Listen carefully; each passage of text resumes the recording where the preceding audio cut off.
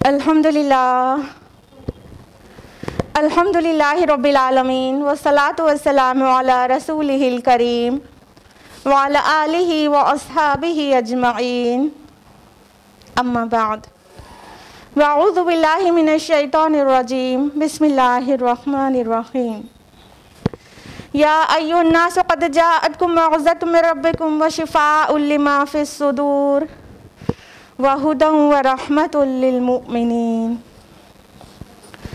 बिस्मिल्लाहिर्रहमानिर्रहीम रब्बिश्रह ली सदरी व यस्सिर ली अमरी वहलुल उक़दतम मिन लिसानी यफ़क़हू क़ौली। मेरे अज़ीज़ सामियात, दर्स कुरान मजीद में आप सबका खैर मक़दम है। अस्सलामु अलैकुम व रहमतुल्लाहि व बरकातुहू। कैसे हैं आप सभी लोग? अल्हम्दुलिल्लाह सब अच्छे हैं, बखैर आफ़ियत के साथ, खुशहाल। अल्हम्दुलिल्लाह अल्लाह ताला आपकी आफ़ियत और खुशहाली में मज़ीद इजाफ़ा करे। अल्लाह ताला आपको दुनिया और आखिरत दोनों की सरबुलंदी अता करे। अल्लाह ताला आपसे राज़ी हो जाए और जन्नतुल फिरदौस में मोहम्मद रसूलुल्लाह सल्लल्लाहु अलैहि वसल्लम की रफ़ाक़त नसीब हो। आमीन आमीन। जज़ाकिल्लाहु खैरन कसीरा। हम लोग किस लिए इकट्ठा होते हैं? दर्स कुरान के लिए। तो दर्स कुरान में कौन सी सूरा चल रही है? सूरह तौहा। लास्ट वीक किस आयत तक हम लोगों ने तफसील से जाना था? सूरह तौहा की 14। माशाअल्लाह सब लोग को हर बात रटी हुई है, बारकल्लाहु फी। तो हम लोग इससे पहले कि आयत नंबर 15 पे जाएं, क्या करते हैं? रिविजन करते हैं। तो लास्ट वीक हम लोगों ने किस आयत से लेके 14 तक किया था? 9 to 14, ठीक है। तो हम लोग आयत नंबर 9 to 14 का एक छोटा सा क्विक रिवीजन लेंगे, फिर उसके बाद तफसील से जानेंगे आयत नंबर 15 ऑनवर्ड्स। अऊज़ु बिल्लाहि मिनश शैतानिर रजीम बिस्मिल्लाहिर रहमानिर रहीम। आयत नंबर 9 का तर्जुमा है, और क्या आप तक पहुंची है मूसा की खबर जब उसने एक आग देखी तो उसने अपने घर वालों से कहा कि आप ज़रा यहाँ ठहरिए, मुझे आग नज़र आई है ताकि मैं ले आऊँ तुम्हारे लिए उसमें से कोई अंगारा या मैं पाऊँ उस जगह से कोई रहनुमाई। लास्ट वीक हमने आपको बताया था कि कौन सी जर्नी थी ना मूसा अलैहि सलाम की? कहाँ से कहाँ जा रहे थे? मदियन से मिस्र जा रहे थे। तो ये चीज़ें हुई थी। आयत नंबर 11 है, फिर जब वो आया उसके पास तो निदा दी गई, ए मूसा ये तो मैं तुम्हारा परवरदिगार हूँ, चुनांचे तुम अपनी जूतियाँ उतार दो चूँकि इस वक्त तुम मुक़द्दस वादी तुआ में हो। ये भी तफसील से हम लोगों ने जाना था कि मूसा अलैहिस्सलाम के पास ये पहली वही थी और उनको रसूल बता दिया गया था और अल्लाह ताला ने उनसे कलाम किया था। और तुआ मैदान जो है वो मुक़द्दस है, किस किस तरह से, वो सब भी हमने आपको बताया था। आयत नंबर 13 है, और मैंने तुमको चुन लिया है। चुन लिया मतलब रसूल बना लिया ना। फस्तमी लिमा यूहा, तो अब ज़रा तवज्जो से सुनो जो वही तुम पर की जा रही है। आयत नंबर 14 है कि यकीनन मैं ही अल्लाह हूँ, कोई और माबूद नहीं सिवाय मेरे, बस तुम मेरी ही बंदगी करो और नमाज कायम रखो मेरी याद के लिए। सुभान अल्लाह। पिछले हफ्ते भी अजीब सा फील होने लगा था ना सबको कि अल्लाह ताला कलाम कर रहे हैं, और यहाँ पे फर्स्ट पर्सन कितनी शद्दुमत के साथ आया, अनल्लाहु ला इलाहा इल्ला अना। तो अल्लाह ताला ने क्या ऑर्डर दिया था कि मैं अल्लाह हूँ, मेरे अलावा किसी की बंदगी नहीं, लिहाजा तुम मेरी ही बंदगी करो और नमाज कायम रखो, ठीक है, मेरी याद के लिए। तो यहीं तक हम लोग ने आयत नंबर 14 तक किया था, और हमने आपको लास्ट वीक बहुत तफसील से बताया था कि अल्लाह की याद के लिए सलाह कायम करने का मतलब क्या होता है, और अल्लाह की याद दिल में बनाए रखना इतना ज़रूरी क्यों होता है मोमिन के लिए, और सलाह किस तरह से अल्लाह ताला की याद दिलाती है हमको। और ये अल्लाह के ज़िक्र की ख़ास सूरत है। और आम सूरत हमने आपको क्या बताई थी? दवामे ज़िक्र बताया था, हर एक पल अल्लाह ताला याद रहे। तो ये था लास्ट वीक का क्विक रिवीजन। और अब हम लोग आयत नंबर 15 ऑनवर्ड्स तफसील से जानेंगे। तैयार सब लोग? तैयार? हाँ तो चहक कर बोलिए ना, ऐसे ठंडे ठंडे बोलेंगे तो लगेगा हाँ तैयार तो हैं मगर कमर में दर्द है तो क्या करें। खुश होकर बोलिए ना। कुरान सुनने सुनाने की महफिल में बैठने वाले इतने ब्लेस्ड होते हैं क्योंकि अल्लाह ताला के फरिश्ते वहाँ पर पूरा घेराव कर लेते हैं, उस जगह को घेर लेते हैं जहाँ कुरान समझाया जा रहा होता है। तो इतनी ब्लेस्ड महफिल में हाँ अल्लाह ताला मौका दे रहा है बैठने का, तो खुश होकर चहक कर बोलना चाहिए ना, हाँ बिल्कुल तैयार है। तो आयत नंबर 15 है, अऊज़ु बिल्लाहि मिनश शैतानिर रजीम, बिस्मिल्लाहिर रहमानिर रहीम।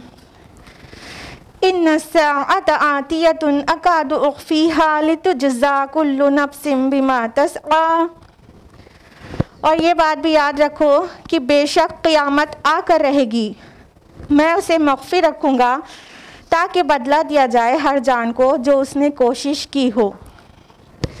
ये अल्लाह सुब्हानहू व तआला का कलाम कंटिन्यूड है।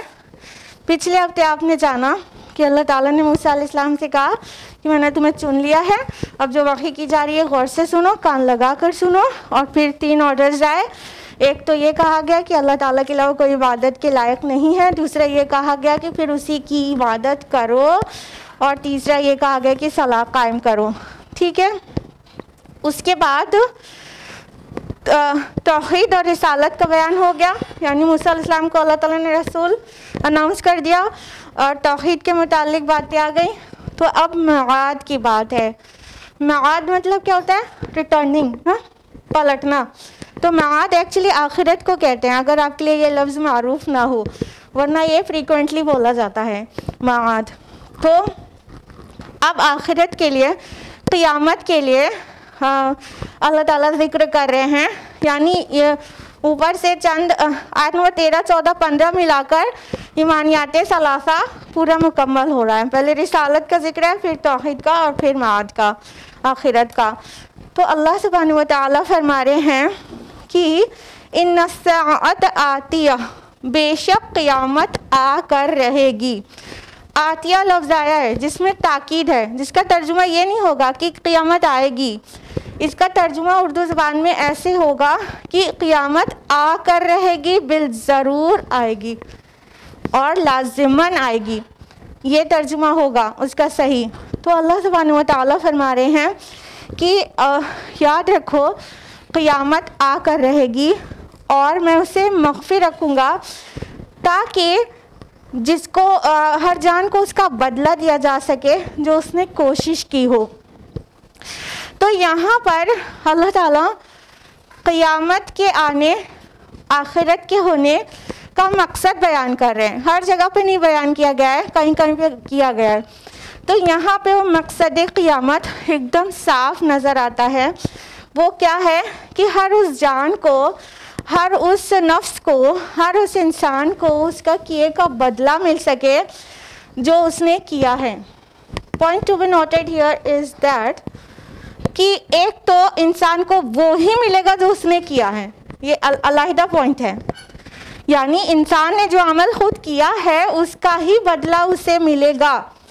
बाप की वजह से बेटा गिल्टी नहीं होगा और बेटे की वजह से बाप को कसूरवार नहीं ठहराया जाएगा। और ओरिजिन ऑफ सिन का जो कॉन्सेप्ट है इस आयत में, इस्लाम उसकी तरदीद करता है कि किसी ने गुनाह किया हो तो उसकी सज़ा किसी और को मिले। जैसा कि क्रिश्चियनिटी में बिलीव किया जाता है कि मसीह अलैहिस्सलाम सबके गुनाहों की वजह से सूली पर चढ़ गए। इस्लाम इसकी बहुत सख्ती से तरदीद करता है कि कोई किसी के गुनाह की वजह से सज़ा नहीं पाएगा। हर शख्स को वो मिलेगा जो उसने किया है। ठीक है, किसी के दादा ने गुनाह किया हो तो पोता नहीं भुगतेगा। तो एक तो ये पॉइंट बहुत ध्यान रखिए कि अल्लाह ताला फरमा रहे हैं कि हर उस जान को उसका बदला मिलेगा जिसकी उसने कोशिश की होगी। और ये बदला सिर्फ सज़ा नहीं है, जाहिर बात है, रिवॉर्ड भी है। जिसकी उसने खुद कोशिश की होगी उसका रिवॉर्ड मिलेगा। ऐसे नहीं कि कोई मरने वाला मर गया और पूरा का पूरा मदरसा ख़रीद लिया पैसा देकर और उसे कुरान ख़वानी पर कुरान ख़वानी कराकर उसको बहुत ढेर सारा अजर पहुंचा दिया गया। नहीं, जो इंसान ने खुद किया होगा उसका बदला मिलेगा। मरने वाले के औलाद नेक अमाल करेगी तो सवाब जारिया के रास्ते से बिल्कुल उसे मिलेगा क्योंकि उसने सिखाया था। लेकिन पूरे मदरसे को कैश देकर 500-500 रुपये का नोट पकड़ाकर और उनके कुरान पढ़ने का सवाब जो अभी फौतशुदा हैं उसको पहुंचा दिया जाए, उसकी सख्त तरदीद हो रही है यहाँ पर कि उस जान को वो मिलेगा जो उसने कोशिश की होगी। दूसरी बात, उसी आयत के फ़िक्र में ये वाज़े हो रही है कि क़यामत का यही मकसद है ताकि जजमेंट हो सके। दुनिया में हम देखते हैं कि चाहे जितना जुडिशरी हो हमारे पास, लेकिन जजमेंट 100% सही हो पाए ऐसा नहीं होता। और छोटी छोटी बात तो क्राइम भी नहीं होती और उसका जजमेंट जुडिशरी के पास अदालतों में जाता भी नहीं है, ठीक है। और जो जाता भी है उसके लिए सबूत और गवाह की ज़रूरत होती है जो पैसे से भी ख़रीदे जा सकते हैं। तो जजमेंट सही वाला अदालतों में मिल जाए ऐसा बिल्कुल भी ज़रूरी नहीं है। और फिर बात हिंदुस्तान की हो जो अंधेर नगरी है ऑलमोस्ट, तो फिर क्या ही कहने, ठीक है। तो अल्लाह ताला ने क़यामत का दिन इसलिए रखा है ताकि सबके साथ जजमेंट हो सके, सही सही जस्टिस हो सके और उसका रिवॉर्ड या पनिशमेंट दोनों ही चीज़, वो नेकी उसने किया है तो बहुत सारे रिवॉर्ड्स का मुस्तहिक है तो उसे रिवॉर्ड की शक्ल में जन्नत मिले, और अगर उसने बहुत गुनाह किया है तो उसका बदला उसको जहन्नम में मिले, ठीक है। अल्लाह ताला नहीं चाहता कि बंदों को जहन्नम में ठूस दे, लेकिन उसने यहाँ जो फ्री विल दी है, अमल की आज़ादी दी है, उसका अल्टीमेट आउटकम तो ये होने वाला है कि जो मान लेगा रब और रसूल की वो जन्नत में जाएगा, और जो किसी तरह नहीं मानेगा बस वो ही जहन्नम में जाएगा। तो अल्लाह सुब्हानहू व तआला बहुत वाज़ेह कर रहे हैं कि क़यामत आकर रहेगी और क़यामत पर यकीन होना चाहिए, ना कि खाली ईमान लाना चाहिए। ईमान और यकीन दो अलग अलग डिग्रीज़ हैं, आप लोगों को पता है, हाँ। ईमान लोअर डिग्री की चीज़ है और यकीन उससे भी हायर डिग्री की चीज़ है। सूरह बकरा की आयत नंबर 4 में आप लोग पढ़ते हैं ना, वबिल आखिरति हुम युक़िनून, जो आखिरत पर यकीन रखने वाले हैं। तो आखिरत पर यकीन रखने की ज़रूरत है, खाली ईमान लाने की नहीं। ईमान लाने का क्या मतलब होता है? मान लेना, ठीक है। ईमान लाना मतलब कोई कुछ पेश कर रहा है उसकी तस्दीक कर दे, ठीक। ईमान की जो डेफिनेशन है वो ये है, तस्दीक़ बिमा जाअ बिहिन नबी सल्लल्लाहु अलैहि वसल्लम, रसूलुल्लाह सल्लल्लाहु अलैहि वसल्लम जो कुछ लेकर आए उसकी तस्दीक करना। तो जब कोई बात पेश की जाए उसको मान लिया जाए, ये ईमान लाना कहलाता है, ठीक है। एंड यकीन इज़ समथिंग डिफरेंट।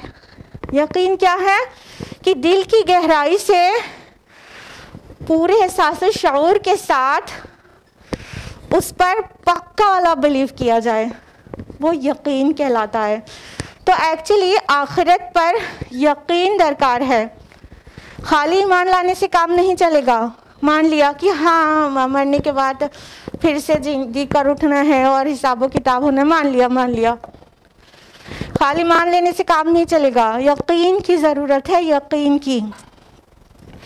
मान लेने वाले तो और भी बहुत हैं, जो चीज़ कभी दिखती नहीं वो चीज़ों को मानने वाले भी बहुत मौजूद हैं। डू यू नो, कन्फ्यूशियस को जानते हैं?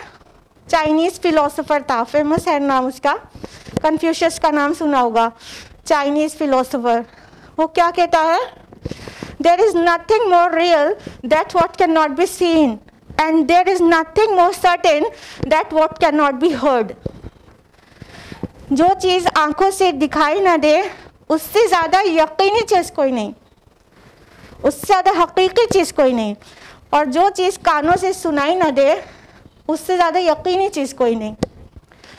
तो यहाँ तक तो फिलोसोफर्स भी पहुँच गए कि देयर इज समथिंग हिडन जो हमारी आंखों से नहीं दिखता, कानों से नहीं सुनाई देता, कुछ है, मख्फी भी है। यहाँ तक तो फिलोसोफर्स भी पहुँच गए। मोमिन से क्या दरकार है? वो इस बात पे यकीन रखे कि गैब में काफ़ी कुछ है और डे ऑफ जजमेंट है और अल्लाह ताला उस दिन हिसाबो किताब लेगा। तो क़यामत आकर रहेगी, ऐसे ज़ोरदार तरीके से बोला जा रहा है, इन्नस्साअत आतिया, बेशक क़यामत आकर रहेगी, ज़रूर आएगी, ज़रूर बिल ज़रूर आएगी, आकर रहने वाली है। तो उसकी तैयारी भी दरकार है माय डियर सिस्टर्स। तैयारी तभी होगी जब यकीन की हद तक ईमान होगा आखिरत पर।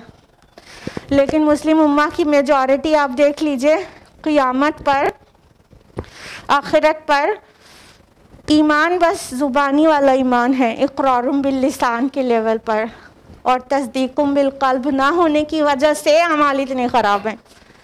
क्योंकि ईमान बिल आखिरा ही वो शय है जो हमारे और आपके आमाल को दुरुस्त करने में सबसे ज़्यादा मौसर है, हाँ कि नहीं?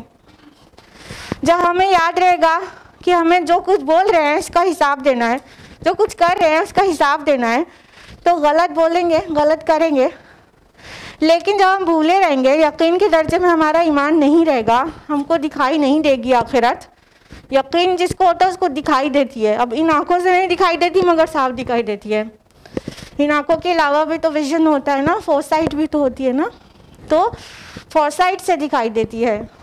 तो जब हमारे पास फोरसाइट नहीं होगी, यकीन नहीं होगा, बसीरत नहीं होगी, तो क्या होगा कि हम गलत काम करेंगे, याद नहीं आएगा, हिसाब देना है। तो यही डिफरेंस है ईमान और यकीन में। तो क़यामत के लिए जितनी ज़ोरदार तरीक़े से अल्लाह ताला ने कुरान हकीम में ख़बर दी है, उससे पता चलता है कि यकीन करना दरकार है, नहीं तो बहुत नुकसान में चले जाएंगे, अल्लाह न करे। आयत नंबर 16 है, फ़ला यसुद्दन्नक अन्हा मन ला युमिनु बिहा वत्तबअ हवाहु फतरदा। तो देखना कहीं तुम्हें उससे रुगर्दा ना कर दे कोई ऐसा शख्स जो इस पर ईमान नहीं रखता और जो अपनी ख्वाहिशात की पैरवी करता है। अगर ऐसा हुआ तो तुम हलाक हो जाओगे। अब अल्लाह सुब्हानहू व तआला मूसा अलैहिस्सलाम से आगे फरमा रहे हैं कि देखो तुमको इससे अनहा, इससे रुगर्दा न कर दे कोई ऐसा शख्स जो इस पर बिहा, इस पर नहीं मान रखता और जो अपनी ख्वाहिशात की पैरवी करता है। अब देखिए यहाँ पे दो ज़मीरें आई हैं, अनहा में हा की ज़मीर और बिहा में हा की ज़मीर। ज़मीर में प्रोनाउन होता है, ठीक है। तो दो ज़मीरें आई हैं। एक तो हम लोग ये मान सकते हैं कि दोनों ज़मीरें जो हैं, जो प्रोनाउंस हैं, वो इसके जस्ट पहले वाली जो आयत है वो क्या है, क़यामत के मुतालिक, साआ के मुतालिक। ये दोनों ज़मीरें ना फेमिनिन जेंडर में हैं, ठीक है। हा है, अगर मैस्कुलिन होता तो हु होता। तो अनहा है, बिहा है, उसका मतलब दोनों, इसका जो नाउन होगा, जो ज़मीर का मरजा होगा वो फेमिनिन होगा, ठीक, मुअन्नस होगा। इससे जस्ट पहले आयत नंबर 15 में साआ आया है। तो ये भी कहा जा सकता है, समझा जा सकता है कि साआ इन दोनों ज़मीरों का मरजा है। यानी क़यामत के मुतालिक ये कहा जा रहा है कि देखो तुम्हें इससे रुगर्दा न कर दे कोई ऐसा शख्स जो इस पर ईमान नहीं रखता। लेकिन आयत नंबर 14 में सलाह का भी जिक्र है, उससे जस्ट एक ऊपर आयत है ना, सलाह का भी जिक्र है। तो ये दोनों ज़मीरें सलाह के लिए भी आई हो सकती हैं कि तुमको सलाह से कोई रुगर्दा न कर दे जो ये सलाह की बेनिफिट पर ईमान नहीं रखता। और ये भी हो सकता है कि एक ज़मीर साआ के लिए, क़यामत के लिए हो, और एक ज़मीर सलाह के लिए हो। ऐसा भी हो सकता है कि अनहा सलाह के लिए हो और बिहा सआ के लिए हो, तो ये भी हो सकता है।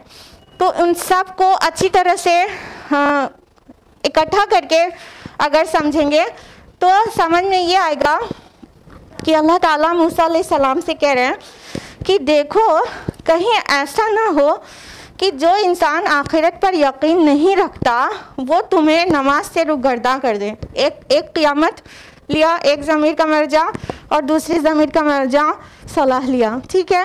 तो देखो कहीं जो इंसान क़ियामत पर यकीन नहीं रखता वो तुमको सलाह से बिचला ना दे, सलाह से डेविएट ना कर दे, गाफिल ना कर दे। और जो ऐसा करता है ना वो एक्चुअली वो अपनी ख्वाहिशात की पैरवी करता है, हवा की पैरवी करता है। तो अल्लाह सुब्हान ताला फरमा रहे हैं कि जो इंसान कोई तुम्हें ऐसा रूगर्दा ना कर दे इससे। तो एक्चुअली जो इत्तिबाए हवा है, इत्तिबाए हवा किसको कह रहे हैं? ख्वाहिशात की मुकम्मल पैरवी, ठीक है। वो और तर्के सलाह ये दोनों लाजिम व मलजूम हैं। जो इंसान ख्वाहिशात की पैरवी करता है ना वो सलाह से ज़रूर गफलत बरतता है, यह बिल्कुल लाजिम व मलजूम है। सलाह कुछ लोगों पे बहुत ज़्यादा गिरा है। तो सूरा मरियम पिछली सूरा आयत नंबर 59 में कहा गया ना कि उसके बाद कुछ ऐसे नाखल्फ लोग पैदा हुए जिन्होंने अपनी सलाह को ज़ाय कर दिया और नफसानी ख्वाहिशात की पैरवी में लग गए। तो अगर कोई इंसान हवा की अपनी नफसानी ख्वाहिशात की पैरवी करेगा तो सलाह को ज़रूर ख़राब करेगा, सलाह से गाफिल ज़रूर होगा। तो नफसानी ख्वाहिशात का सलाह से बहुत गहरा ताल्लुक़ है। और यहाँ पे जो हवा आया है तो हवा जो है जैसे हम बार बार बता रहे हैं ख्वाहिश नफ्स को कहते हैं। हवा उर्दू में एयर को कहते हैं ना। तो एयर के लिए हम ये यूज़ करते हैं ना कि अगर कोई चीज़ कहीं पर कुछ महसूस नहीं हो रही है तो क्या कहते हैं कि नो इट इज़ एम्प्टी, कुछ नहीं है, हवा है इसमें। तो एम्प्टीनेस को हवा कहते हैं। Something which is baseless, something which is meaningless, something which is useless, तो एम्प्टीनेस को हवा कहते हैं। तो जिस तरह किसी चीज़ में कुछ नहीं होगा तो कहेंगे कुछ नहीं है, हवा है, ये मतलब है हवा का। ख्वाहिश नफ्स क्या है? जो तरह तरह की ड्राइव्स आती है ना हमको, अगर हम उन हर ड्राइव के पीछे भागने लगे कि दिल ने किया कि शराब पी ले तो पी लिया, हाँ, दिल ने किया कि किसी को मज़ा चखा दें तो चखा दिया, दिल ने किया कि उसको उसकी बदनामी कर दें सबके सामने तो कर दिया। ये क्या है? नफ्स में एक ख्वाहिश उभरी और उसको कर डाला करने वाले ने। तो वो कुछ भी नहीं था जो दिल में ख्वाहिशात उभर रही थी, actually it was nothing but emptiness. कुछ था नहीं उसके अंदर, उसकी कोई सॉलिड हकीकत नहीं थी, बस वो ऐसे बुलबुले की तरह ऊपर आई थी और करने वाले ने कर डाला। तो ख्वाहिश नफ्स अगर जायज़ हो तब उसके पूरा करने में मज़ायक़ा नहीं, लेकिन हराम हो तो ऐसी हर जायज़ नाजायज़ ख्वाहिशात को पूरा करने वाला क्या है? ख्वाहिश नफ्स की इबादत करने वाला है।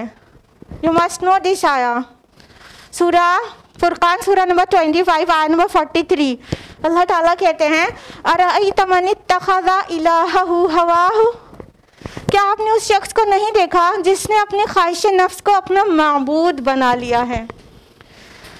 तो हर बात किसी की मानना, पैरवी करना मुकम्मल हो जगह तो अल्लाह ताला की है कि जो भी ऑर्डर आएगा वो माना जाएगा बेचूं चरा। हाँ, वो जगह तो अल्लाह ताला की है कि हर बात में इताअत होगी।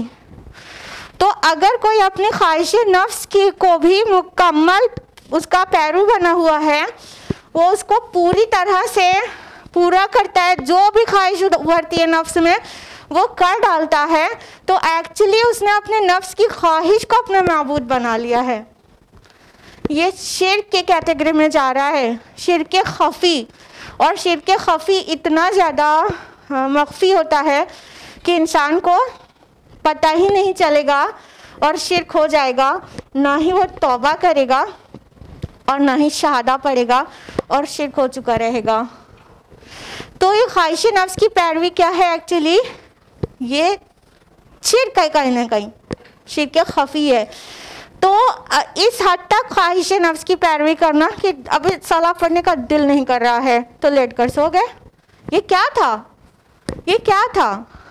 रब का हुक्म था कि 5 टाइम्स प्रे करना है और नफ्स की ख्वाहिश थी कि सो जाओ, बहुत अच्छी नींद आ रही है, नमाज कज़ा पढ़ लेना। ये कज़ा का कॉन्सेप्ट आपको भी पता चल गया होगा ना दर्स हदीस में। तो कज़ा कर लेना नमाज, क्या मतलब अभी तो सोने का दिल कर रहा है। ये ख्वाहिश नफ्स थी और उसकी पैरवी की गई, तो अल्लाह के मुकाबले में नहीं खड़ा कर दिया नफ्स की ख्वाहिश को। तो इतना बड़ा जुर्म है अल्लाह ताला की नज़र में। तो अल्लाह सुब्हानहू व तआला फरमा रहे हैं कि देखो तुमको कोई ऐसा शख्स रूगर्दाना कर दे जो इस पर ईमान नहीं रखता, न क़ियामत पर ईमान नहीं रखता और अपनी सलाह से गाफिल है, क्योंकि वो तो ख्वाहिशात की पैरवी करता है। ख्वाहिशात की पैरवी करने वाले के लिए सलाह मुश्किल भी है। And you must have read this आया, सूरह बकरा सूरह नंबर 2 आया नंबर 45। वस्तईनु बिस्सब्रि वस्सलाह इन्नहा लकबीरतुन इल्ला अलल खाशिईन। सब्र और सलाह के साथ मदद चाहो, बेशक ये चीज़ें शाक हैं मगर खुशू रखने वालों पर नहीं।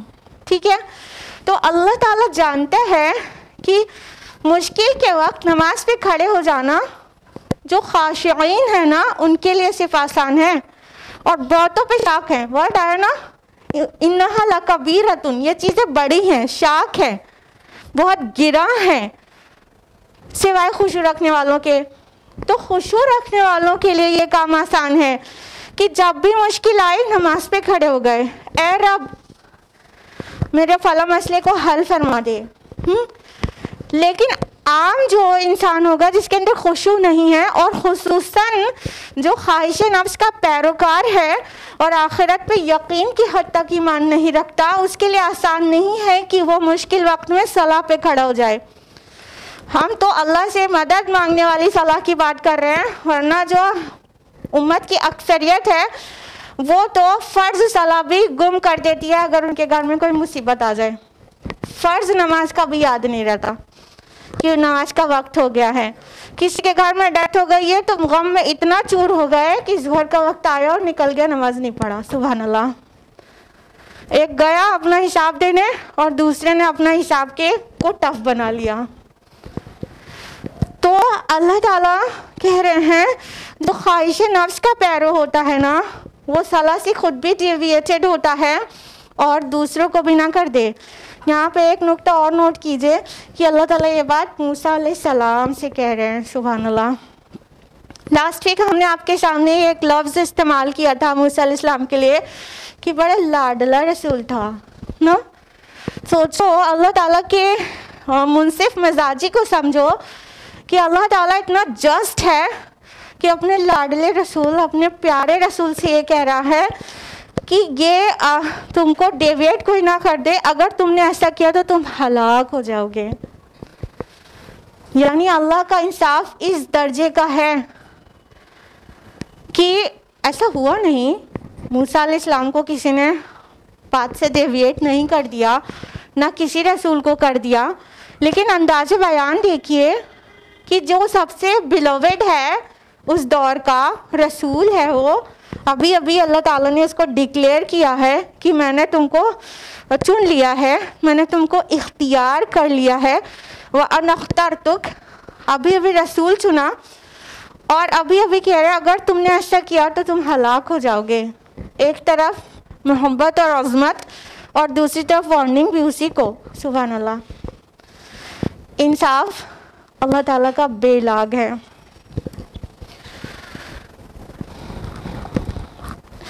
आयत नंबर 17 है, वमा तिलका बियमीनिका या मूसा, और ए मूसा ये तुम्हारे दाहिने हाथ में क्या है।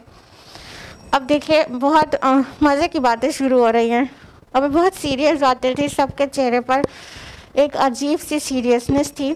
अब बहुत मज़े की बातें, बहुत शौक़ वाली बातें आ रही हैं। मूसा अलैहिस्सलाम से अल्लाह ताला ने सिर्फ इतना पूछा कि ए मूसा तुम्हारे दाहिने हाथ में क्या है, बस इतना सा, क्या है, what's it in your right hand, हाँ बस इतना सा। मूसा अलैहिस्सलाम का शौक़ देखिए। आयत नंबर 18, क़ाल हिया असाया, कहा ये मेरा आसा है, अतवक्कअ अलैहा व अहुश्शु बिहा अला गनमी व लिया फ़ीहा मआरिबु उख़रा, मैं उस पर टेक भी लगा लेता हूँ और इससे अपनी बकरियों के लिए पत्ते भी झाड़ लेता हूँ और उसमें मेरे लिए और भी कई काम होते हैं। अब किसी ने ये पूछा था कि तुम्हारे दाहिने हाथ में क्या है, और ये किसी को आना है, खालिक़े कायनात है अल्लाह रब्बुल आलमीन। बस इतना पूछा था, मूसा तुम्हारे दाहिने हाथ में क्या है, जवाब इतना सा मुकम्मल हो जाता, या असाया, ये मेरा आसा है अल्लाह पाक, बस हो जाता। और ज़ौक़ शौक़ में मान लीजिए आपके प्रेसिडेंट से कोई कॉन्वर्सेशन हो रही है, आपसे कोई एक सवाल करे तो आप उसका जवाब इतना लंबा चौड़ा सा दे सकते हैं, मतलब एक्साइटमेंट में, शौक़ में, और अपना ऑनर फील करके ना। तो प्रेसिडेंट क्या है, नथिंग, खालिक़े कायनात सवाल कर रहा है। मूसा अलैहिस्सलाम को शौक़ और जज्बा देखिए, खाली ये नहीं कहा ये मेरा आसा है, कहने लग गए मैं इस पर टेक लगाता हूँ, मैं उसे बकरियों के लिए पत्ते झाड़ता हूँ, और ये इसमें मेरे और भी काम है। उसका सारा यूज़ भी बता डाला जो पूछा नहीं गया था, सच ना पूछा नहीं गया था। ये आउट ऑफ एक्साइटमेंट ऐसा होता है जब सामने वाला बहुत ख़ास हो या बहुत पावरफुल हो या इतना स्पेशल हो, तो वो अगर एक बात करेगा तो उसके सामने जवाब देने वाला 10 बात में जवाब देगा ना। तो ये इससे मूसा अलैहिस्सलाम का कितना ज़्यादा शौक़ और एक्साइटमेंट पता चल रहा है कि इससे पूछा गया था कि क्या है आपके दाहिने हाथ में, बोलने लगे ये मेरा आसा है और मैं इसे टेक भी लगाता हूँ और अपनी बकरियों के पत्ते भी झाड़ता हूँ और मेरे और भी कई काम हैं। बहुत सारे जवाब दे डाला, लेकिन अल्लाह ताला की कोई भी बात हिकमत से खाली नहीं होती। यहाँ मूसा अलैहिस्सलाम जवाब दे रहे हैं अपने एक्साइटमेंट में, गालिबन शौक़ में, अल्लाह रब्बुल आलमीन से कॉन्वर्सेशन है, सुभान अल्लाह। लेकिन उससे बहुत सारी बातें वाज़ेह हो जा रही हैं। क्या कि अभी इस आसा के बारे में, इसका जो मौजज़ा है वो पता चलने वाला है। आप लोग समझ ही गए होंगे, एवरीबॉडी नोज़ ना। उससे पहले वाज़ेह कर दिया गया कि ये आसा सिर्फ इस लायक था इससे पहले तक, हाँ, कि मूसा इसको पकड़ के टेक लगाते थे, इससे अपनी बकरियों के पत्ते झाड़ते थे और उससे और भी छोटे मोटे काम हैं जो करते थे। और भी कई काम हो सकते हैं, सपोर्ट के लिए तो इस्तेमाल होता ही है, और छोटे छोटे काम और भी कर सकते हैं। तो कहीं पर आराम कर रहे हैं तो टेक लगा दिया, उसके ऊपर अपना कपड़ा डाल दिया, और भी बहुत सारे दीगर छोटे छोटे काम। तो वाज़ेह कर दिया गया कि ये आसा इटसेल्फ मिरेक्युलस नहीं था, ये तो सिर्फ एक स्टाफ था, ये सिर्फ एक स्टिक थी, ये अपने आप में मिरेक्युलस नहीं था। मूसा अलैहिस्सलाम एक जनरल जैसे कोई स्टिक हो सकती है, स्टाफ हो सकता है, उसको इस्तेमाल कर रहे थे उससे पहले, उसमें कुछ नहीं था। अभी जो मौजज़ा बताया जाएगा उससे पता चलेगा कि वो अल्लाह ताला का डाला हुआ था। उसके पहले से उसमें ऐसी कोई क्वालिटी नहीं पाई जा रही थी, और मूसा अलैहिस्सलाम के दुनिया से जाने के बाद उसमें कोई क्वालिटी नहीं पाई जा रही है। क्लेम करते हैं कि इनके पास है जूस, तो वो आज भी हो अगर, तो उसमें अभी कोई ऐसे मिरेक्युलस साइन नहीं जाहिर हो सकते हैं, वो अल्लाह ताला के डाले हुए थे, ठीक है। तो मूसा अलैहिस्सलाम ने तो कहा अपने ज़ौक़ शौक़ में, लेकिन वाज़ेह हो गया कि ये सिर्फ इतना सा था, ये सिर्फ एक लकड़ी थी, एक स्टाफ था और कुछ भी नहीं। क़ाल अलक़िहा या मूसा, फरमाया ए मूसा इसको ज़रा फेंको तो सही। फ़अल्क़ाहा फ़इज़ा हिया हय्यतुन तस्आ, तो उन्होंने उसे फेंक दिया तो वो दफ़अतन एक सांप बन गया दौड़ता हुआ। तो अल्लाह सुब्हान तआला ने असाए मूसा के मुतालिक फरमाया कि ठीक है मूसा, इसको फेंको, उसको डालो, जस्ट थ्रो इट। जैसे ही मूसा अलैहिस्सलाम ने उसको डाला तो वो क्या हो गया, हय्या, बड़ा सा स्नेक बन गया। तस्आ, दौड़ता हुआ, वो चलता हुआ, ऐसा नहीं कि स्नेक बन गया और खाली उसकी पिक्चर स्नेक की थी और तो चल दौड़ नहीं सकता था, वो दौड़ता हुआ एक बहुत बड़ा सा स्नेक बन गया। और ये बात सिर्फ कुरान में नहीं है, ये बात तौरात में भी ऐसे ही है। Book of Exodus chapter number 4 verse number 2 to 4 में ऐसे ही मेंशन्ड है कि तब खुदावंद ने कहा कि ए मूसा तेरे हाथ में क्या है। तो मूसा अलैहिस्सलाम बोले कि ये मेरा आसा है। तो खुदावंद ने कहा कि इसको ज़मीन पर डालो, तो उसने डाला तो वो एक सांप बन गया। ये बात तौरात की जो हमने आपको बुक ऑफ एक्सोडस कोट की, वो कुरान से बिल्कुल बिल्कुल कंपैटिबल है। सभी कंपैटिबल नहीं होती, लेकिन ये कंपैटिबल है। ध्यान रहे कि मिस्र में सांप को देवता समझा जाता था, ठीक है। तो अल्लाह ताला ने मूसा अलैहिस्सलाम को जो मुआजिज़ा दिया वो क्या कि उनका जो स्टाफ था, असा था, वो सांप बन जा रहा था और उनकी नज़र में तकदीस थी सांप की। वो हिंदू माइथोलॉजी में भी तो देवता ही होता है, हाँ। हिंदू माइथोलॉजी में सांप को दूध पिलाता है तो मानते हैं कि देवता को दूध पिलाया है।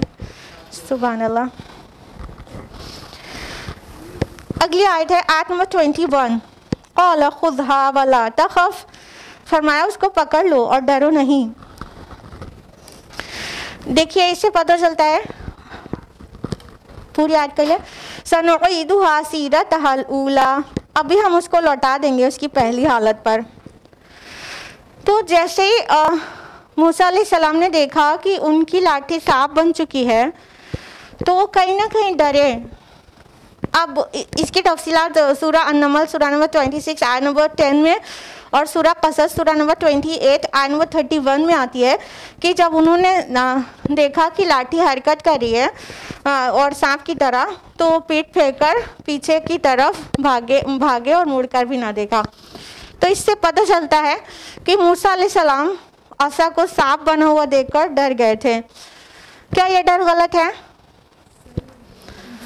ये एक फितरी खौफ है, ये एक फितरी खौफ है कि जब इंसान कोई मूज़ी जानवर को देखता है तो वो डरता है।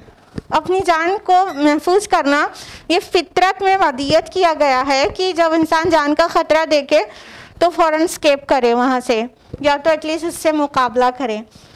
तो ये एक फितरी खौफ था जिसमें किसी भी इंसान का और रसूल के भी खौफ होने में कोई मज़ायक़ा नहीं, कोई बाइस मलामत नहीं, या तो पोजीशन के लिहाज से कुछ भी अजीब नहीं कि क्यों डरे मूसा अलैहिस्सलाम।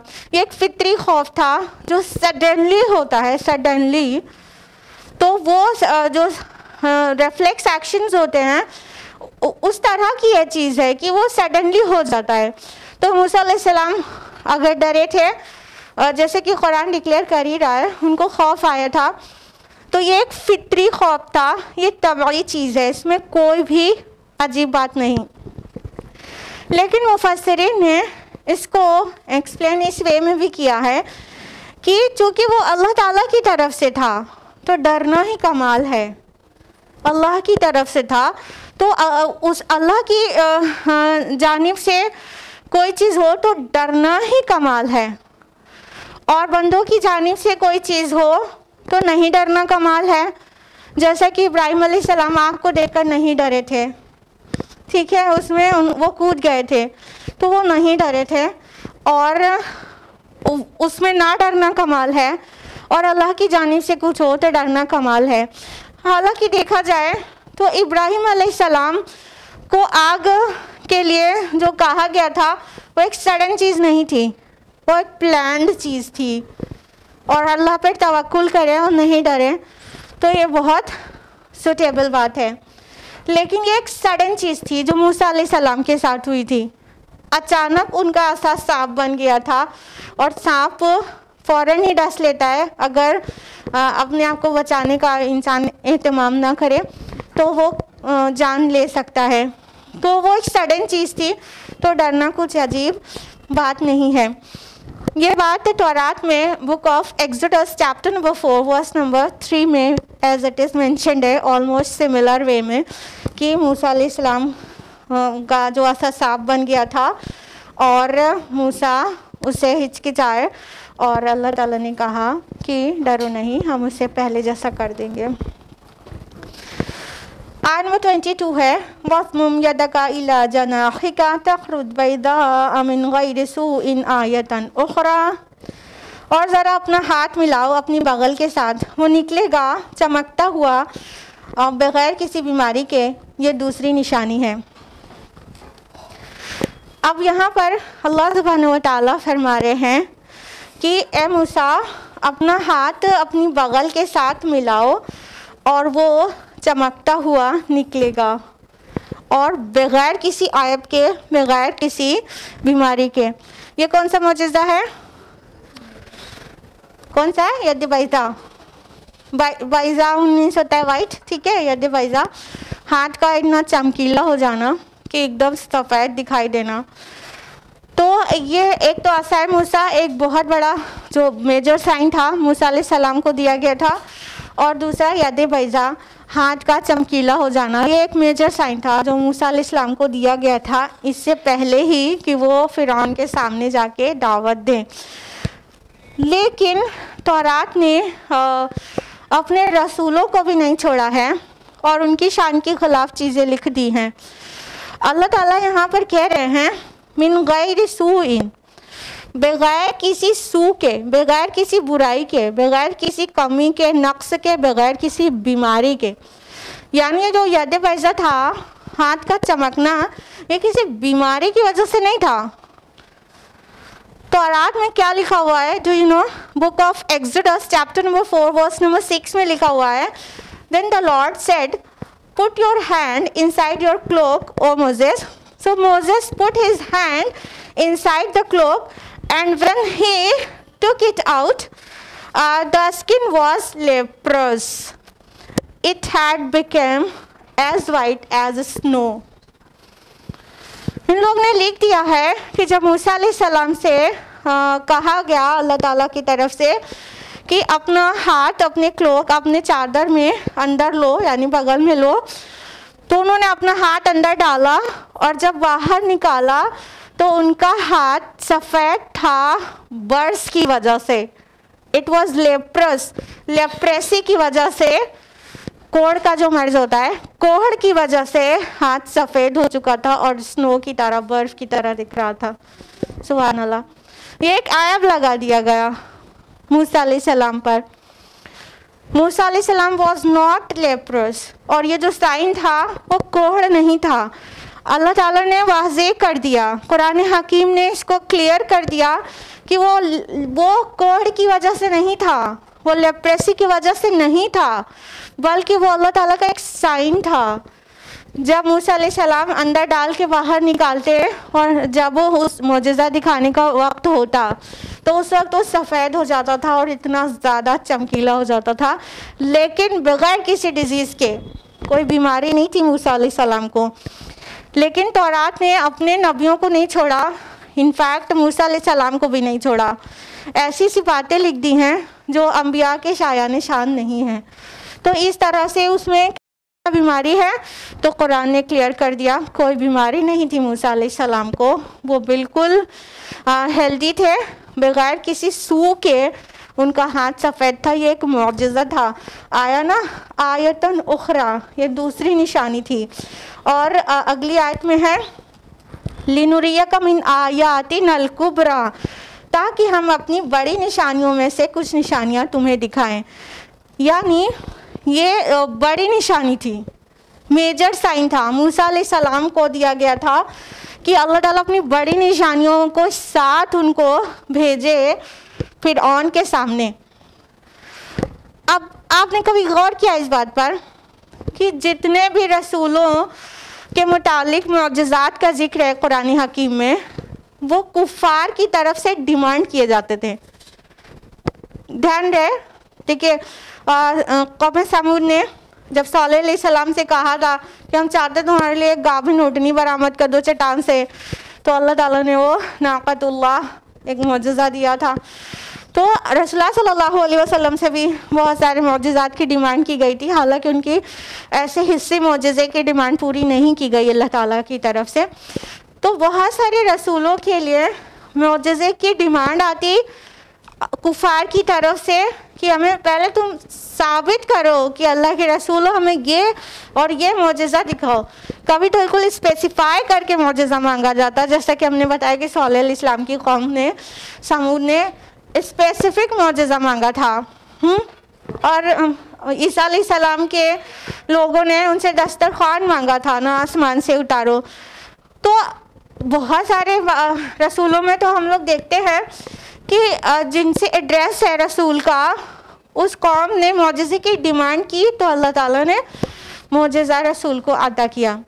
यहाँ पे गौर करते हैं आप लोग कि मूसा अलैहिस्सलाम को जो मुअज्जिज़ा दिया गया है, जो मेजर साइन है, असाए मूसा और यद बैज़ा, ये दोनों मेजर साइंस बिना डिमांड के पहले ही से दे दिया गया ना। अब गौर किया, अभी तक नहीं किया था, नहीं किया था, अब किया ना। तो एक्चुअली ऐसा ही हुआ था कि मूसा अलैहिस्सलाम के कौम की तरफ से या तो आले फिरौन की तरफ से मुअज्जिज़े की डिमांड के बगैर मुअज्जिज़ा दे दिया गया था। उसकी हिकमत यही समझ में आती है, अव्वल तो ये कि अल्लाह ताला के हर एक काम में लामहदूद लातादाद हिकमत और मशीयतें होती हैं जिसका इंसानी जहन इहाता नहीं कर सकता, लेकिन थोड़ी दूर तक जहन ले जाओ तो कुछ ना कुछ समझ में आता ही है। तो उससे ये समझ में ये आता है कि फिरौन इतना बड़ा जालिम बादशाह था। अगली आयत में आ जा रहा है ना कि इज़हब इला फिरऔन इन्नहु तग़ा, अब तुम जाओ फिरौन की तरफ, वो बड़ा सरकश हो गया है, वो बहुत बड़ा जालिम है, वो ट्रांसग्रेसर है, वो बागी है। तो इतने बड़े बागी के सामने जाके दावत देना था जो बहुत जालिम, बहुत सरकश, बहुत ज़्यादा ट्रांसग्रेसर था। तो इतने बड़े जालिम के सामने जाके खड़ा होना है, एक ऐसे बंदे को जिसके ख़िलाफ़ उनकी कौम में एक चार्ज भी है, जो क़िब्ती का कत्ल हो गया था अनइंटेंशनली। तो अल्लाह ताला ने पहले से मूसा अलैहिस्सलाम को इतना स्ट्रॉन्ग इनफ बना दिया था कि फ़िरौन के सामने आराम से खड़े होके दावत पहुँचाएँ और वो सरकश कुछ ना बिगाड़ सके। जब क्लियर साइन होता है तो इंसान थोड़ा सा दबता ही है, हाँ। तो चूँकि इतने सरकश के सामने जाना था तो अल्लाह ताला ने अभी डिमांड आई नहीं थी, अभी कुछ भी नहीं, मूसा अलैहिस्सलाम को बहुत स्ट्रॉन्ग इनफ बना दिया कि वो फिरऔन जैसे जालिम के सामने जाके दावत दे। तो इसलिए बिना डिमांड के टाइम से पहले, डिमांड से पहले ही, टाइम से पहले करना तो बहुत बड़ी हिमाकत होगी, सही टाइम वही था। डिमांड से पहले अल्लाह ताला ने मूसा अलैहिस्सलाम को 2 मेजर साइंस के साथ भेजा था, ठीक है, ताकि वो ठहरे, रुके, सोचना पड़े और कोई इक़दाम ना करने पाए अल्लाह के रसूल के साथ, ठीक है। तो अगली आयत भी आप समझ ही गए कि अल्लाह ताला ने फरमाया कि अब जाओ फ़िरौन के पास, वो बड़ा सरकश हो रहा है। फ़िरौन मिस्र के जो हाकिम होते थे, बादशाह, उनका लक़ब हुआ करता था। फ़िरौन उस बादशाह का नाम नहीं था। जिस फ़िरौन के गोद में मूसा अलैहिस्सलाम पले बड़े हैं, वो उसका फादर था। जिस फ़िरौन के सामने जाके दावत दी है उसका फादर था। तो फ़िरौन या जमा है फ़राइना। फ़राइना मिस्र के जो बादशाह होते थे उनका लक़ब होता था।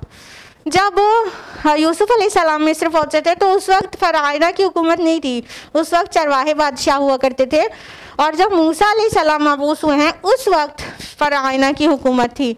तो जिस तरह रोम के बादशाह को क्या कहते हैं, बताइए जल्दी, कैसर ना, और कि वो ईरान के बादशाहों को क्या कहते थे, किसरा। तो इस तरह ये भी लक़ब है फ़िरौन, ना कि उसका किसी पर्टिकुलर बादशाह का नाम था, ये लक़ब है। जिस तरह अमेरिकन प्रेसिडेंट के घर को क्या कहते हैं, वाइट हाउस, उसी तरह ये है लक़ब, ठीक है। तो अल्लाह ताला ने फरमाया कि तुम फ़िरौन के पास जाओ। फ़िरौन की जो वहाँ पोजीशन थी मिस्र में, वो क्या थी पता है, उनका सबसे बड़ा देवता सूरज को समझते थे और उसका अवतार समझते थे फ़राइना को। जो फ़िरौन होता वहाँ का बादशाह, वो सूर्य देवता का अवतार होता। जैसे हिंदुइज़्म में जो फ़िलॉसफी है एंथ्रोपोमॉर्फिज्म, ठीक है, जिसका मतलब होता है कि God takes human form to guide humanity ना। तो अवतारवाद में बिलीव करते हैं ना हिंदूस, अवतारवाद। तो इसी तरह अवतारवाद वहाँ भी चल रहा था और सूरज को वो देवता समझते थे और फ़िरौन को सूर्य देवता का एक अवतार समझते थे, ठीक है।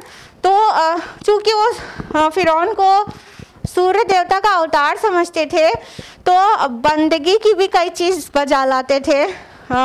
जो मरासी में अबूदियत है वो फ़िरौन के लिए बजा लाते थे, अस्तगफिरुल्लाह। ये चल रहा था वहाँ पर फ़िरौन के हुकूमत में।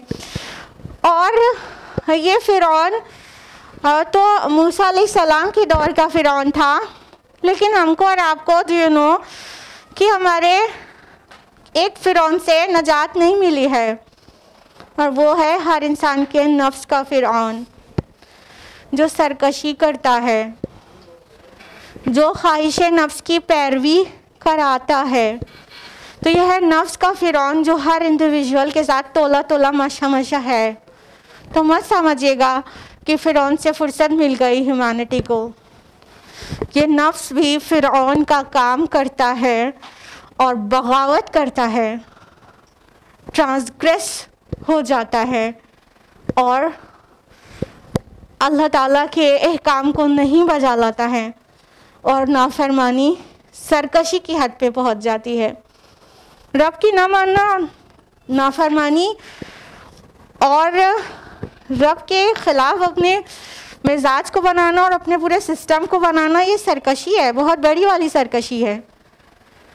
क्योंकि अल्लाह ताला ने पैदा किया, इस जिस्म पर भी अल्लाह का हुक्म लगना चाहिए, और ये पूरे कायनात को पैदा किया। एक्चुअली सब जगह अल्लाह का ही हुक्म लगा होना चाहिए। कोई अल्लाह के मुकाबले में अपना हुक्म लगाए तो ये बगावत है, और ये बगावत हर सोल कर रहा है कि रब की ना मान के अपनी मनमानी करना चाहता है। तो अपने नफ्स के फ़िरौन को कुचलें, उसे ज़ेर करें, बल्कि निकाल कर फेंक दें, और अपने मिजाज और अपनी आदतों को और अपने नफ्स को अल्लाह का मुती फरमाबरदार बनाएं प्लीज़। अगली आयत है, और अगर ये आयत हमने रिसाइट की तो आज 2 बार हो जाएगी। अगली आयत है आयत नंबर 25। क़ाल रब्बि इश्रह ली सदरी, मूसा अलैहिस्सलाम ने अर्ज़ किया, ए मेरे परवरदिगार मेरे सीने को खोल दे। रिसाइट कर चुके हैं ना। क्या है कि हर एक दाई को और हर एक ख़तीब को ये आयत 25, 26, 27, 28 ये 4 आयत याद होनी ही चाहिए। ये बहुत बड़ी मिशनरी आयत हैं, स्पेशली बोलने से पहले, ठीक है। हालांकि उसमें मिशन की बहुत बड़ी गहराई भी है। तो मूसा अलैहिस्सलाम को जब इतने बड़े मिशन पर भेजने का अल्लाह ताला ने ऑर्डर दे दिया कि मूसा जाओ फ़िरौन के पास, वो बहुत सरकश हो रहा है। तो अब मूसा अलैहिस्सलाम को रिसालत पर फाइज किया गया था। उन्होंने अपना फ़ख्र जताना नहीं शुरू कर दिया, बल्कि अल्लाह के अंबिया और अल्लाह के मुखलिस बंदे जब भी कोई ड्यूटी पर भेजा जा रहा होता है तो वो फ़र्ज़ शनासी की वजह से वो बहुत ज़्यादा सीरियस हो जाते हैं और मिशन की कामयाबी की दुआ करने लगते हैं। तो उनको फ़ौरन अपनी कमज़ोरियाँ याद आने लगी कि मतलब वो उनका सीना भिजने लगा। ये एक बहुत सिंसियर और बहुत फ़र्ज़ शनास इंसान की पहचान है कि ज़िम्मेदारी डाला जाए तो अंदर से थोड़ा सा तंगी महसूस हो, इस बात की, नेगेटिव तंगी नहीं, इस बात की तंगी कि पता नहीं इतनी बड़ी जिम्मेदारी मैं पूरी तरह निभा पाऊंगी कि नहीं। हाँ, तो उनको अपनी कमज़ोरियाँ याद आने लगी। उन्होंने अपने रब से ऐसी बड़ी दुआ कर डाली जो रहती दुनिया तक के लिए एक दाई और एक ख़तीब के लिए एक ज़रूरत बन गई। कहा, रब इश्रह ली सदरी, ऐ मेरे परवरदिगार मेरे सीने को खोल दे। शरह सद्र का क्या मतलब होता है? तो सीना खोल दे, आप लोग बता रहे हैं, हम उसकी मीनिंग पूछ रहे हैं, लिटरल मीनिंग नहीं पूछ रहे हैं। ठीक है, सीने को खोल देना ये शरह सद्र का मतलब हुआ।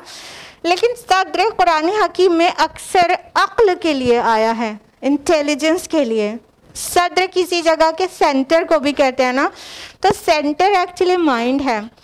तो उन्होंने मूसा अलैहिस्सलाम ने दुआ की कि ऐ मेरे रब मेरा शरह सद्र कर दे, यानी मेरे जहन और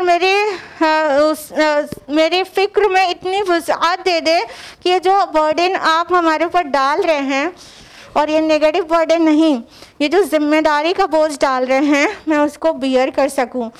तो उनको जो टाइटनेस फील हो रही होगी, जैसे कि हम कह रहे हैं, और ये नेगेटिव टाइटनेस नहीं है बल्कि फ़र्ज़ शनासी की वजह से जो सीना भींच रहा था कि इतना बड़ा काम फ़िरौन के सामने जाना है जो इतना जालिम है, उसके सामने अल्लाह ताला की वहदानियत बयान करना है।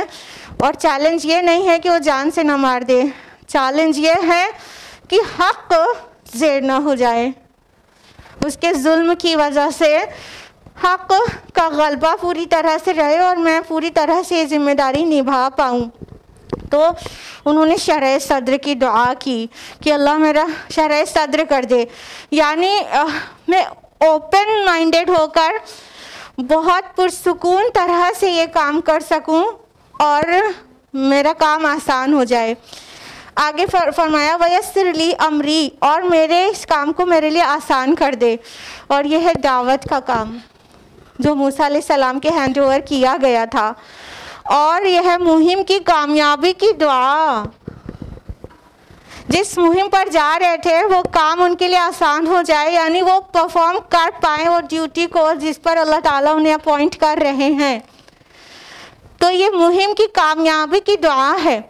और याद रखिएगा कि ये अम्बिया अलैहिस्सलाम की सुन्नत है कि आसान रास्ते को पसंद करते। तो आसान रास्ते को चूज़ करना कोई कामचोरी की बात नहीं है।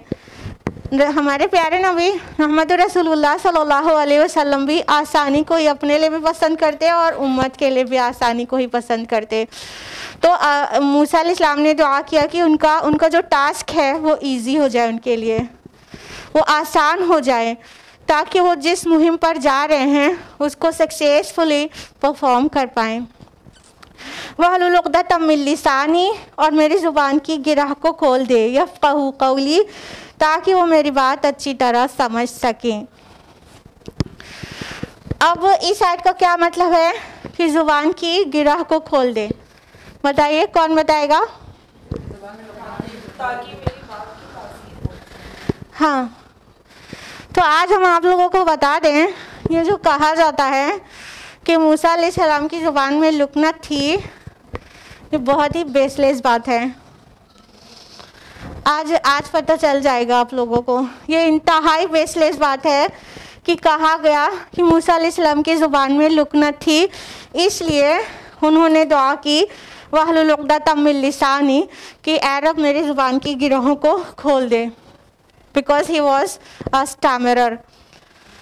किसी नबी के अंदर इतनी मोटी सी खामी को मानना ये ना ही अक्ल के से मुताबिकत रखता है, ना ही कुरान की को पूरी तरह से पढ़ो तो कहीं से भी इसका सबूत मिलता है कि एक्चुअली उनकी ज़ुबान में लुकनत थी। ये आपको जो मिला है वो तालमुद से मिला है। एक्चुअली ये इस्राएली रिवायात में है। ये बात कि उनकी ज़ुबान में लुकनत थी, ये तौरात में भी है और इसकी पूरी स्टोरी तालमुद में है। तौरात में book of Exodus chapter number 4 verse number 10 में लिखा हुआ है कि मूसा अलैहिस्सलाम कहते हैं कि उनकी ज़ुबान में लुकनत है, उनकी ज़ुबान की गिरा खोल दे क्योंकि उनकी ज़ुबान में लुकनत है।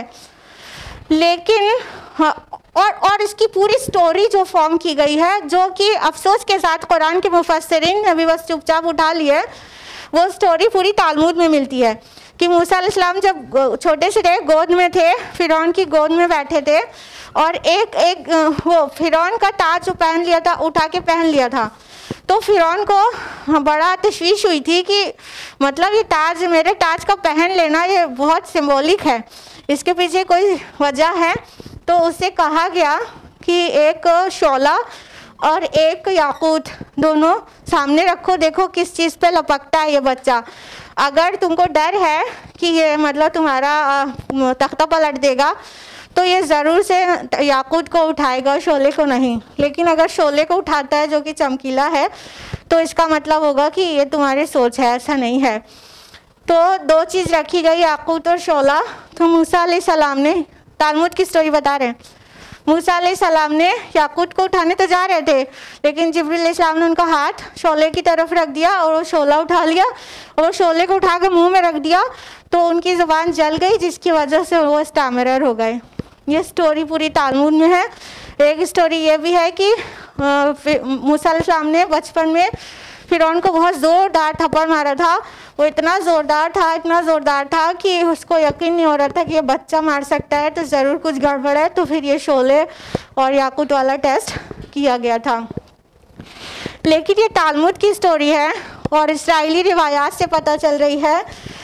लेकिन ये बेसलेस इस तरह से है कि अगर जब भी स्किन कोई हॉट चीज़ को टच करती है तो वहाँ पर रिफ्लेक्स एक्शन होता है, इमीडिएट रिफ्लेक्सिव विड्रॉल होता है और उसके लिए सेंट्रल नर्वस सिस्टम रिस्पॉन्सिबल होता है। ब्रेन तक भी मैसेज नहीं जाता, सेंट्रल नर्वस सिस्टम से ही ऑर्डर आ जाता है। होता क्या है, साइंस बता रहे हैं आपको कि रिफ्लेक्स एक्शन कहते किसको है। जब कोई मान लीजिए कोई हॉट सरफेस को कोई भी इंसान टच करेगा, चाहे वो छोटा सा बच्चा ही क्यों ना हो, कि उसके लिए मेंटल डेवलपमेंट की ज़रूरत नहीं है, सेंट्रल नर्वस सिस्टम ही एक्शन ले लेगा, एक्शन का ऑर्डर पास कर देगा। तो जब भी बच्चा हो या बूढ़ा कोई गर्म चीज़ को टच करेगा तो ये जो स्किन में हमारे जो न्यूरॉन्स हैं, सेंसरी न्यूरॉन्स, इनको पता चलेगा कि ये सरफेस हॉट है। ये सेंसरी न्यूरॉन्स फौरन बहुत हाई स्पीड से सेंट्रल नर्वस सिस्टम के पास मैसेज भेजेंगे कि ये चीज़ गर्म है, जो कि इंजूरियस हो सकती है। Central nervous system immediately order pass करेगा और कि वहाँ से हाथ हटा लिया जाए। इस ऑर्डर को लेकर हमारे मोटर नर्व्स वापस आएंगी और हाथ को वहाँ से हटाने का मैसेज देंगी। ये सारा कुछ माइक्रो सेकेंड्स में हो जाता है और फौरन हाथ हट जाता है और इसको कहते हैं रिफ्लेक्स एक्शन, जो कि सेंट्रल नर्वस सिस्टम से ही हो जाता है। सेंसरी न्यूरॉन्स और मोटर न्यूरॉन्स इसमें इन्वॉल्व होते हैं। इसमें इवन ब्रेन का भी रोल शुरू भी नहीं हुआ होता है। ठीक है, तो अब ये बताइए कि ये तो रिफ्लेक्स एक्शन है, तो ये कैसे हो सकता है कि कोई बच्चा या बड़ा कोई भी कोई शोले को उठाए और फौरन हाथ ना हटाए और उसको मुंह में रख ले? ऐसा हो सकता है?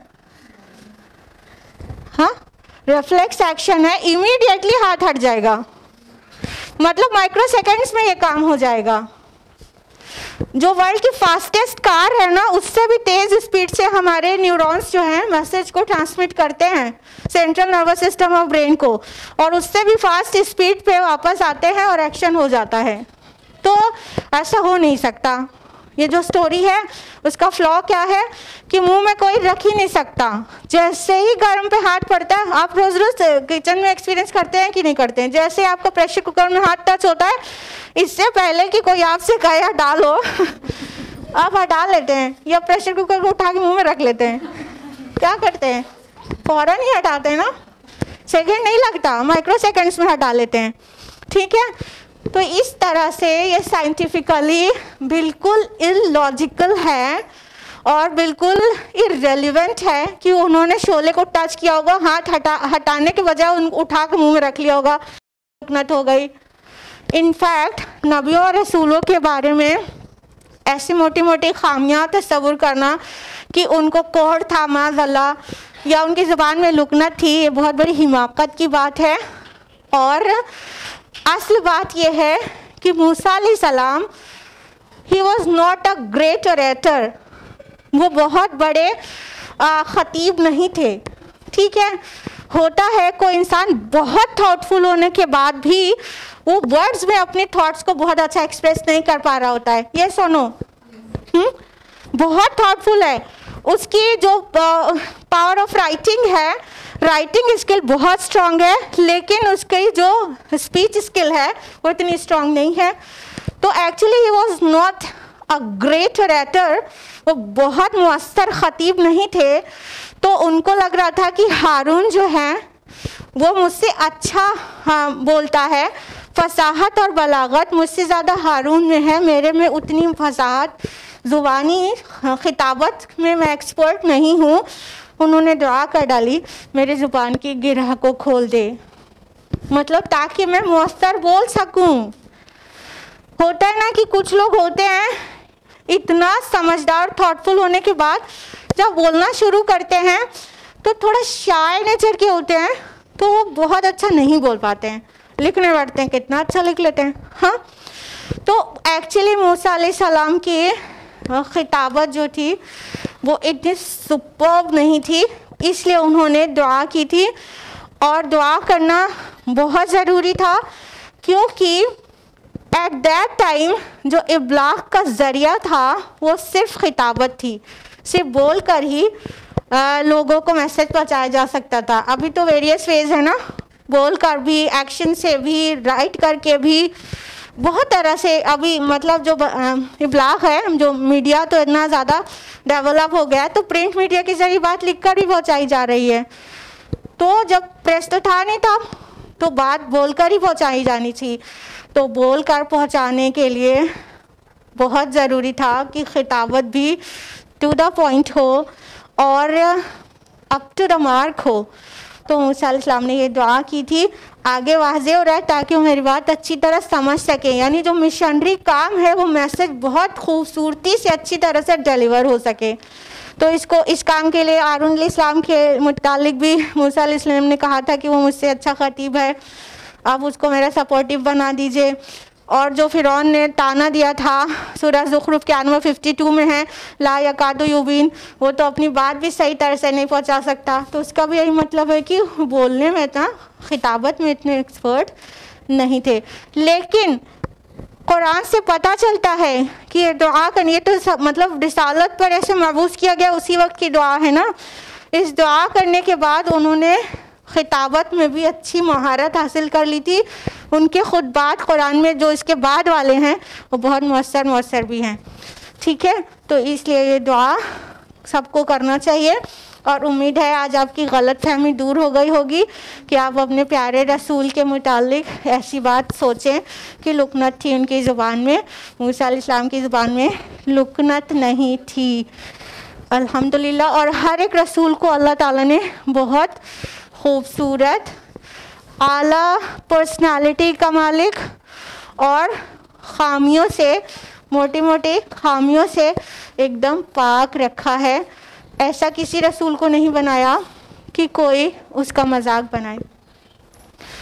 आज के लिए इतना ही। अल्लाह सुब्हान तआला हम सब को कुरान मजीद पढ़ने, समझने, अमल करने, गौर व फिक्र करने और दूसरों तक पहुँचाने की तौफीक अता फरमाए। आमीन। वाखिर दावाना अल्हम्दुलिल्लाहि रब्बिल आलमीन। वस्सलामु अलैकुम व रहमतुल्लाहि व बरकातुहू।